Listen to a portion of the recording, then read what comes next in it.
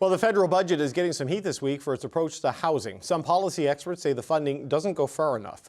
Housing Minister Gregor Robertson, though, is defending the plan. Will the Conservatives support the most aggressive housing budget in Canadian history? Will you?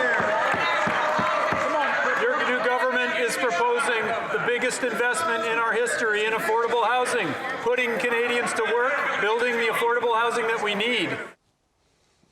The Liberals' proposed housing investment would total $25 billion for this fiscal framework. $16 billion of those dollars will go towards existing programming. $7 billion will be allocated to the Build Canada Homes program. And $2 billion will go towards tax measures such as the government's GST relief for some first-time home buyers. So is that enough to help Canadians? Well, Mike Moffatt is a Canadian economist and the founding director of the Missing Middle Initiative, and he joins me now. Mike Moffatt, it's good to see you. I always appreciate the time. Yeah. Oh, thank you for having me. You were going in with mixed expectations for this budget, and you've written that disappointing is too weak of a word to describe the federal budget on housing. It failed to meet your low expectations. Walk me through why. Yeah, so in the first year of a government's mandate, I always compare what's in the budget to what's in the platform. And given the ongoing housing crisis, I was hoping that they would go beyond what was in the platform, but my expectations were that, at best, it would kind of meet what was there. And unfortunately, they didn't. That there were 4 big housing priorities in the platform. They met one of them. They kind of did watered down versions of 2, and the MURB tax credit to incentivize rental housing wasn't there at all. So, that's at best a partial record when, you've got 1 success, 2 mixed successes, and 1 just disappeared entirely. Okay, MURB, for people who don't know the acronym, is the multi-unit residential building, correct? This is essentially a tax credit for apartments. Low-rise apartment buildings, that kind of a thing, is what it would be. A lot of the things you're saying, we spoke with the conservative housing critic Scott Aitchison last night on the program.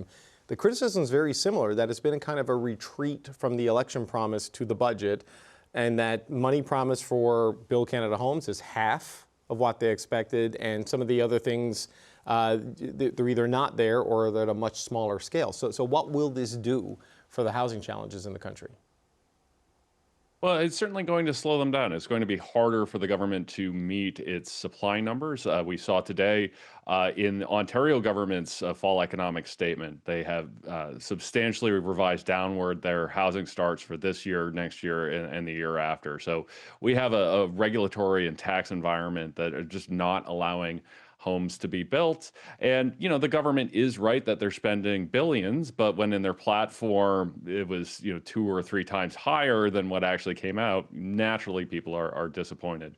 So there's $25 billion, that's the headline number. You've taken issue with that. I mean, realistically, what would you need to see the federal government put into housing to change the story there?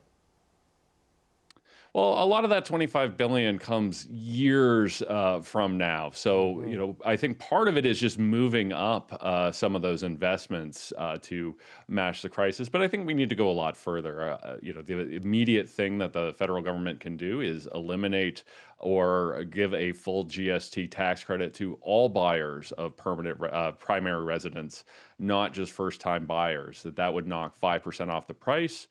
In Ontario, the Ford government has indicated that they would match. So between that would reduce the price of a new home by 13%.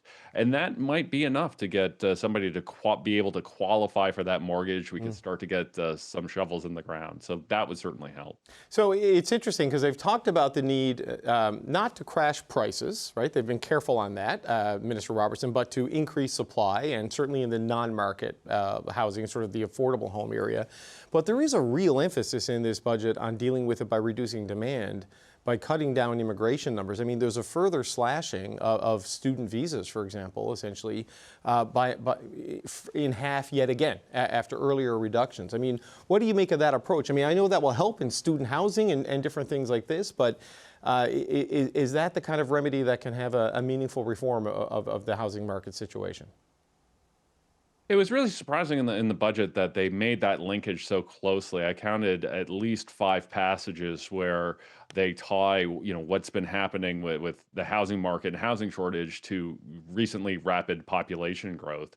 For example, they note that rents are down 3% across the country, and they credit that to the reduction in non-permanent residents. So I do think it will make a meaningful difference, but we're kind of trading one problem for another problem. That yes, if we reduce population growth, that will ease pressure on the housing market, but it also could cause labor shortages in the future, where we don't have enough workers to replace the baby boomers who are retiring. So while it is a short-term solution, it could have long-term consequences. Yeah, there was interesting language around that too, Mike Moffatt. They said we're going to take back control of our immigration. I mean, that was the Brexit slogan, which was largely, it was, I found that was you noted this in something you wrote today, that was a jarring bit of language in a Canadian Liberal government budget, I thought.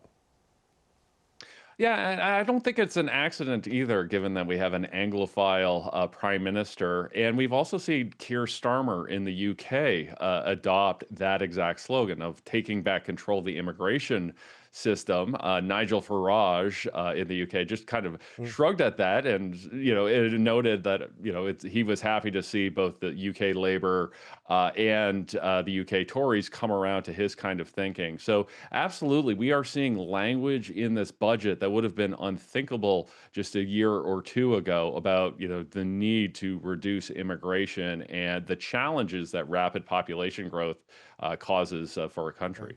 So I guess bottom line up for us, if you can, Mike Moffatt, I mean, some of the people who are looking for this as an economic growth budget say the measures that are there are okay, but there's not enough of them or they're not ambitious enough. Is that what you're saying here with housing, that what's here helps, but it's not the big needle mover that is needed and was promised? Or is it this is of no real meaningful use? Because they're even now talking about cutting development charges in half to get infrastructure money, to just reduce them by a substantial amount. So a number has been replaced by an adjective, and that leaves a lot of flexibility. It really does. And they've also reduced the amount of money they're putting aside for that. It was $1.5 billion in the platform. Now it's $1.2 billion. So yeah, absolutely. That I do think these investments in Build Canada Homes will help, particularly low-income families, create some social housing. But if you are, middle-class family that's looking to either buy a first home or get something larger, you want to move from the one-bedroom condo that you're in to a 3-bedroom home to raise children in, you're probably not seeing much in here that helps you. That prices are going to remain stubbornly high, inventory is going to remain low, simply because governments across the board aren't taking the bold action that's needed. So just as a quick final point, what are you watching for next, either on federal government policy or in a provincial, municipal sort of response to this to try to move the needle a lot further? Well, the budget indicates that $1.2 billion for development charges needs to be negotiated between them and the provinces. So I'm hoping they can get a great deal. They can get provinces to throw some extra money on that. That might be hard to do, but that's kind of wishful thinking. And we do have a spring economic statement, which is I don't think I've ever used that term before. Spring economic statement coming out in a few months. It is possible that they move on GST or MERB, particularly if we keep seeing these housing starts and housing sales numbers slide like we have over the last year or two. Okay, Mike Moffatt, we always appreciate the analysis, and we'll talk maybe in the wake of the spring economic statement to see if there is anything there. Thank you, sir. It's good to have you. I'm looking forward to it. Thank you.